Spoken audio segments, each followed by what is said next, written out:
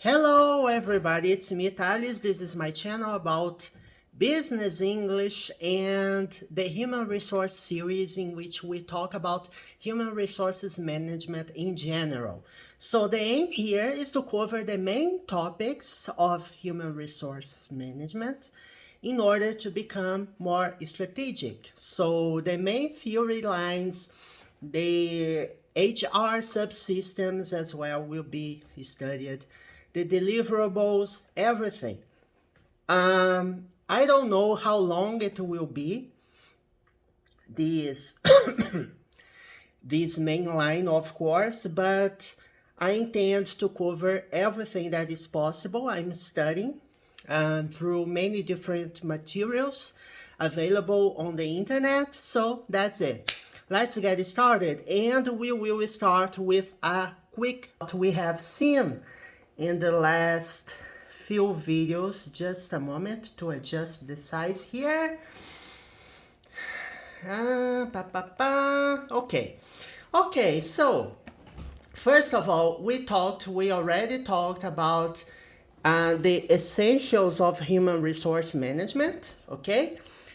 And the main subsystems, the main objectives of human resources, the concepts, what human resource management is supposed to do. And here we will continue talking about it in a way that broadens the concept. So let's see here. So, what is a human resource management supposed to do? I'm not a manager, but this is the theory, right?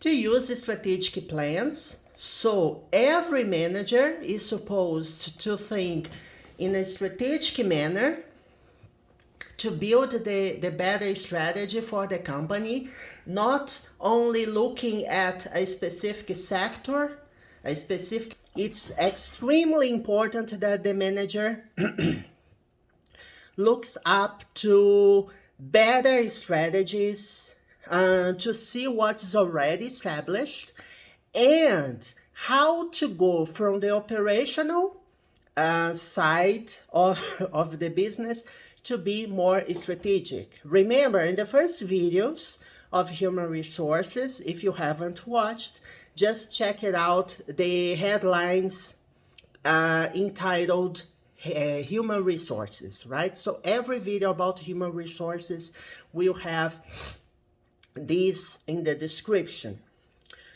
Well, in the beginning, I told you that human resources underwent a natural evolution, so it wasn't as quick as we think. Okay, everything that we take for granted right now, not necessarily was that way in the past. For example, okay, we have to consider the company as a whole, and we have to think about the external scenario, to think about threats, opportunities, to build different projections for the future. No, in the past, nothing of this was considered. Human resources mainly focused on operations, right? Mainly operational stuff. So, who thought about the strategy of the company? Mainly, the core business was supposed to do that, right? If you work for an oil company, for example, the main topics of the strategic plan were all about business, and none of them considered human resources. And the human resources in the past, and not only in the past, many companies nowadays, they have this thought, they have this theory that, okay, in order to be strategic, human resources will be just a support function. Is a support function, is not relevant for the business. Many companies still think that way. And we know that in order to build the better strategies, in order to strengthen the human capital, a company must build everything considering human resources. Why is that? I told you in the last videos that human capital is the most important asset in the entire organization. So that's why. All right, so let's get back to what I have written here. So a manager uses strategic plans, not only use, but also builds up a strategic plan to make sure to ensure the right people, and we will talk about it. The right people are hired and trained for the right job positions at the right time. So here we have 3 different variables here: right people, right time, and right job. So what is it all about? A strategic plan in human resources is about people, right? We talked in before. So what is about, when I talk about right people, what am I talking about? Remember that in the first or second video, if I'm not mistaken, I explained about the importance of competencies, right? The right people is about finding people who have knowledge, who have attitude, and the desired behavior for the organization. So it's a mix, right? It's a set of variables that are extremely relevant for the organization.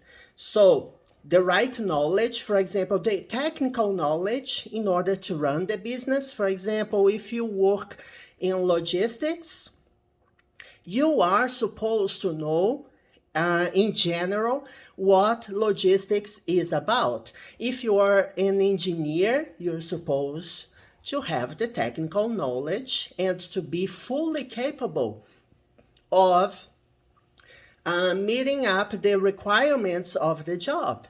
So it's all about it. Positions, job positions, they have descriptions. They have a set of abilities. You know, knowledge not necessarily is converted into action. If you know something, not necessarily you know how to put it into work. So in order to have a high performance, to be a high performance professional, it's extremely crucial that you put this knowledge into practice, right? So the ability to convert the knowledge into action, that is considered competence, right? And when a manager evaluates an employee, they take this into consideration, right? You must know someone, right, somewhere. You know people who are extremely intelligent, right? IQ, they have a intelligence quotient extremely high, IQ, but not necessarily they know how to convert this into action. They don't know how to behave. They don't have emotional intelligence.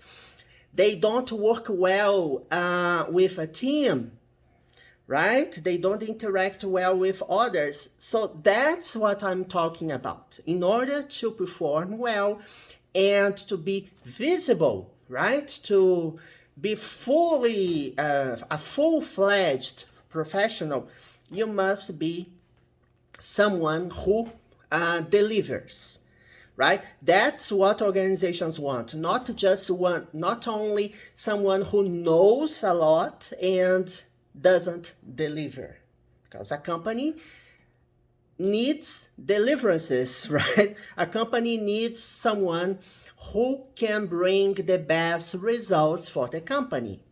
Okay, here, the right people is what I'm talking about. You have a job description, you compare to the people who are available in the market. You see the hiring process, the recruitment and selection processes, they are responsible for attracting these right people. Example of an IT company, right? For example, the Bay Area in San Francisco is known for recruiting and selecting the best professionals and from IT, right? Information technology professionals, scientists, everyone who is involved with high-tech technology. And how do they do that?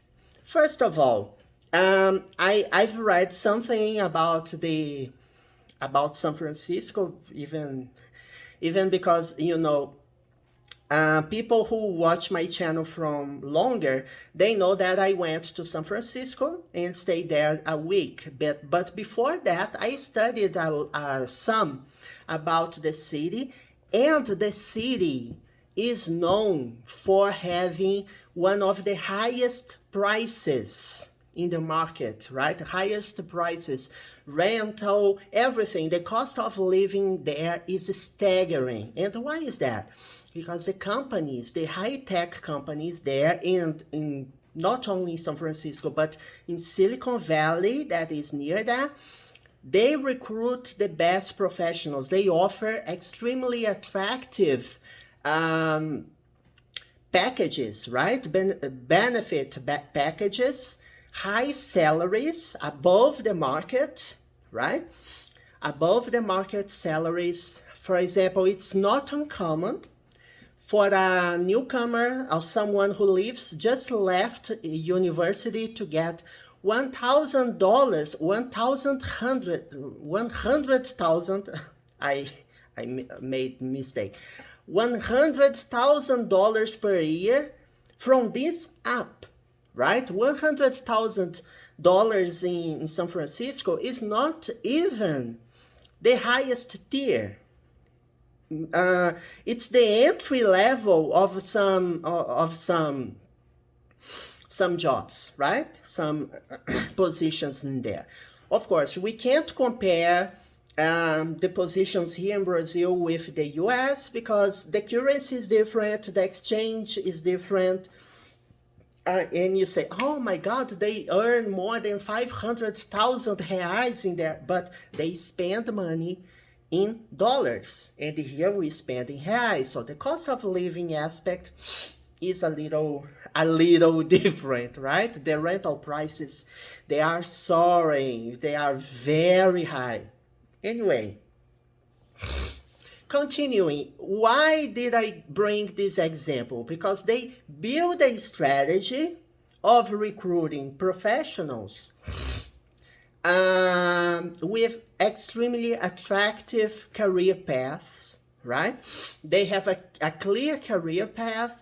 They have a competitive package above the market. And they can attract people all over the world. People want to live in there. So you have the demand is high, for example, for for a home market, right? They want to buy, to rent apartments. So everyone wants to live in there. So the demand is high. So what happens with the price? The price goes higher. And the offers, they are limited.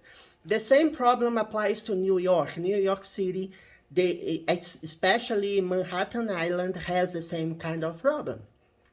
Everyone wants to live in there. Everyone wants to go there. So what happens with the price? The price, they go up. They reach a peak, even higher. The inflation rate in the US is going up. So just an example.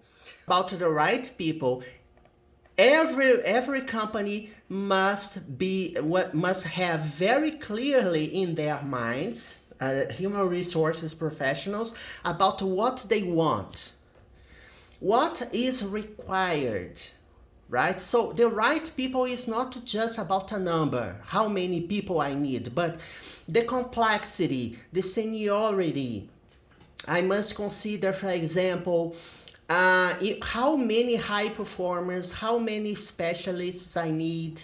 So it's more qualitative rather than quantitative, you know?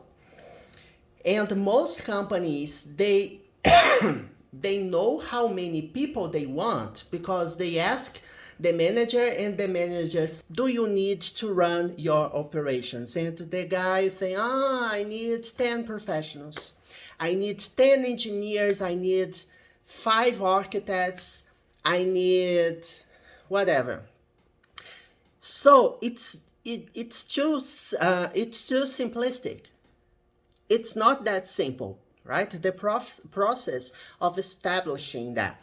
But, you know, many companies and the HR department sometimes, they don't have the right knowledge to establish this number, right? This magical number. It's not an easy task because many different business models have different models of projection, models of defining the number, and the qualitative number of professionals in many situations depend on the mindset of one experienced manager.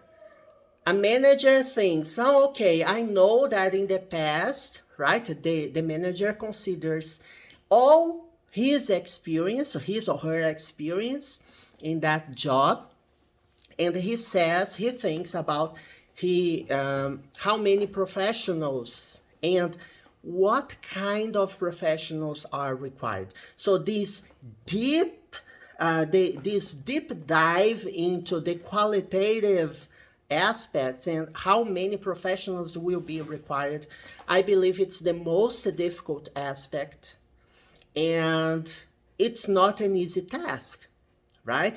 I went to a course in the US in 2020, I guess, 2019, about strategic workforce planning. And I asked many questions to the professional who was giving these contents, right? Giving this course. And it's a consensus, right? Many professionals were taking the course with me, and no one knew the answer. And there is no right answer either to say, okay, I will need this I will need this quantity of professionals. How many? The number, the concepts, the variables that I must take into consideration. It's difficult. It's not easy. But anyway, we are not talking about workforce planning yet, right? It's not the focus right now. About what a human resource management in general is supposed to be. So, right people, they need to be hired, okay? To make sure that the right people that are available in the market, they get interest, they are really interested in joining your company, working for you. So when you hire somebody, you made an important first step. It's a first step, of course. Why is that? I will explain. And trained for the right job. You know, gap between the professional or the job formation in the market offers formation, right? If you want to be an oil engineer, okay, you have available courses in the market. If you want to be a software engineer, there are available jobs in the market. You must compare what the job, the market offers with what the company requires. And depending on the nature of the company, it's difficult because there is a gap. The market doesn't offer exactly what I need. So after this this candidate is hired and joins the company, I must make a formation path for this professional. It's a training path, not just training, it's a development plan. Because training, when we talk about training, it's more about on the spot, right? I have something I don't know. I don't know how to use Excel, right? And then I need to take a course. It's more like that. But development is broadened. It's more related to the strategy. So I must compare the competencies the professionals have with what I need. What do I need? What I need is the job, right? The job position that is offered. Do I need someone with experience, previous experience? Sometimes when you set the requirements too high, it becomes more difficult to have candidates, right? And the tunnel, right, that screens the candidates throughout the selective process is something that professionals, HR professionals take into consideration. And they need to make calibrations sometimes in the selection process in order to bring someone who meets the requirements, meets the minimum requirements, and then after he or she joins the company, I will offer a broad variety of formation for these professionals, okay? Okay, so when I make sure I have the right people for the right job and at the right time, that is a problem. That is a problem many companies have. The company I work has this kind of problem, and I believe many companies have as well. Strategy, a company's strategy is dynamic, right? It changes all the time. And when you need someone, you have to check the strategy and to realize when you need, for what projects you need. The timing is important. If I know a profession, a job formation, for example, if I know a profession from that formation, an extremely specialized engineer, if I know that the market doesn't offer everything I need, and after this professional enters the company, joins the company, what is necessary? How long will it be until I have the right professional? So I need to shape this professional. I need to sometimes the professional is blunt, right? To the company, is not ready to action, right? It's difficult to bring someone from the market and this person joins a company and performs extremely high from the start, because it's difficult sometimes because this person doesn't know the specific aspects of the processes from the value chain, doesn't know the culture, doesn't understand the dynamics of relations. So it's a lot. It doesn't come out so easily. Some people will learn faster than others. It's a consensus, it's okay. But anyway, it will depend. So there is a learning curve, which can be very steep, right? Or maybe not. Maybe this process will take longer than you expected. So you have to consider this into your strategy. So you have this professional now available, and okay, I have hired the professionals the company needs. What now? Are the professionals ready for the project I have that will begin in January, in 2023 January? Will I have them ready to action or not? If not, what actions can HR make in order to mitigate, to alleviate the impact, right? To bring professionals, more experienced professionals to that area, and then offer newly hired professionals to these areas in order to fill the gap, not completely. A gap is never filled completely. It's difficult to have this perfect match. So that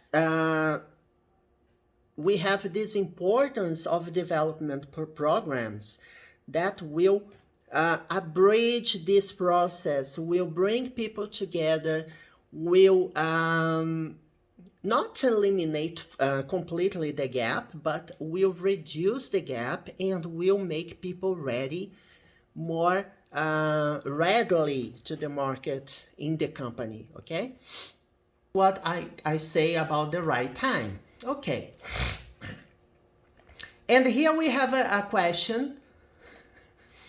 The literature I accessed said, okay, so have you thought about how many people you will need due to this increase? Why am I talking about here?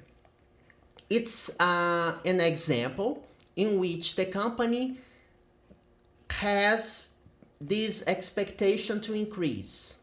The business will increase. Has an expectation to double its size, or to sell the double of the products, or to develop a new technology that will change completely the nature of the company. Of course, nothing happens from night to day. It's not always like that. But companies, they have plans, right? Strategic plans. They have this objective to make, to shorten this process of understanding. Okay, we'll have to make it clear about the needs, how what we need for the future, for the next 3-4 years, for example. And that includes productivity, that includes levels, activity levels, how many people I will need. So that's the question. I intend to double my my profits. I intend to double my operational income. So what am I supposed to do? How many people will I need to meet this challenge? So HR professionals, they need to have open the strategic plan from the company and see year from year to year, and understand the nature of this activity, and to help managers to shape this workforce, right? Okay, so how many people? Have you thought about how many people you need? It's important. Imagine yourself in a team, you work in a team that has 10 people. And then the manager says that it's expected from him to deliver 3 times more next year. The current team, is it capable to deliver 3 times more? Will we need more people? How many people are necessary? How many? This is an interesting discussion, because when you have an overload, people, they work more than they can, and that can bring many mental issues or even physical issues. People will have problems with work, and that alone can spoil your strategy, can damage, can hurt the strategy, and can prevent you from achieving those goals you were expected to make this question. Every manager, not only HR, this is not a question that HR professionals alone need to make. but every professional that works in leadership positions, how many people will you need? Not only due to this increase, but in different scenarios, right? Maybe you will have a reduction, right? We will have a downsize. There is an economic crisis coming, and the demand is shrinking. And what am I supposed to do? Will I dismiss these people? Can I take advantage of their competencies elsewhere else? So these are questions that you have to make. The strategies, how you hire, how you dismiss people, how you train, how you retain professionals. Everything has importance, right? To end this video from today, every organization, what does it mean? Regardless of the size of the organization, large business, small business, they use a variety of capital to make the business work. And here we are talking about human capital, not just money, right?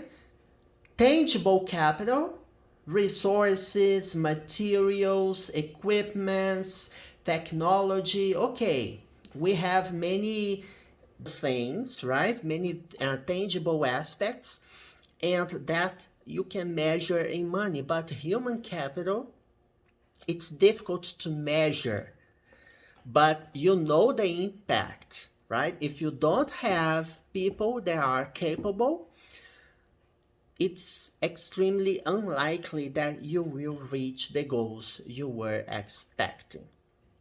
And so, you're everything, not just cash, not just valuables or goods. These are valuables, but everything that can generate income for the company, and this includes people. And I consider that people are more important than everything else. And that's why the company needs to a strategy to hire, select, retain the best people. Make sure that you have the best people, but not just people. You have to think about the intangible aspects, because people go and come, right? People are hired, people are dismissed, people die. Anyway, people ask to leave because of a better offer, or maybe they have other life objectives, maybe they win the lottery, you name it. The company is not owner. They don't own people. They have to make sure that knowledge stays inside the company. So if you have a professional that knows it all, this professional is key, is a key, this professional nowadays, he or she is in a key position in the company. And if he retires, if he asks to leave, or if he dies, the company tumbles, the company crumbles, the company ruins because of this one professional. What strategy are you making? So a company must not depend on people, depend on them, but they must make sure that people are in the system, bringing knowledge, evolving as a person, as a professional, but most of all, have everything. The knowledge management must take positions in there to make sure that everything the company builds stays in the company, regardless of the professional that occupies this position. Okay, I hope you enjoyed today's video. Next videos of HR, we will have a lot to talk about. This is just the beginning. Anyways, it's a nice conversation because I have to study the topics before recording videos, so it's good for me as well that I learn and I talk and I can practice. So it's a win-to-win situation, okay? I offer some insights to you about the theory, about what people say about on human resources, and I can practice English as well and learn more how to speak the business the business style, right?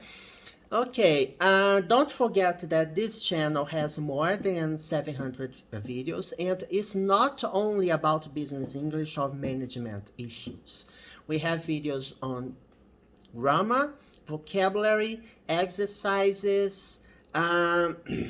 We read and talk about articles on the internet, so a variety of topics.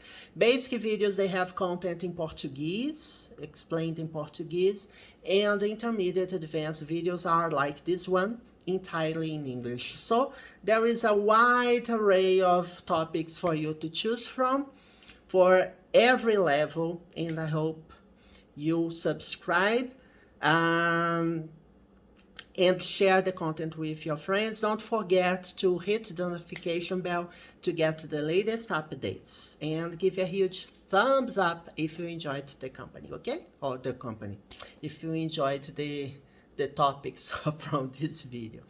All right, see you next time.